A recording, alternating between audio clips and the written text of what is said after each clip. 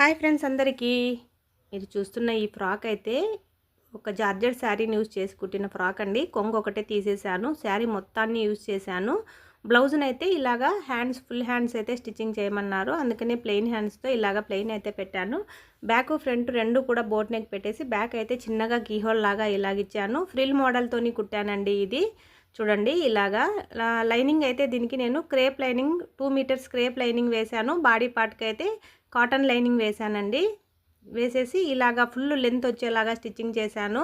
మనకు గేరా అనేది దాదాపు 5 మీటర్స్ దాకా వచ్చిందండి. ఫ్రాక్ అయితే చాలా బాగా వచ్చిందనమాట. పింక్ కలర్తోని సూపర్గా ఉంది. పొడవు ఎక్కువ ఉంటే ఒక 3 ఇంచీలు అనేది లోపలికి మడిచి కుట్టేశాను.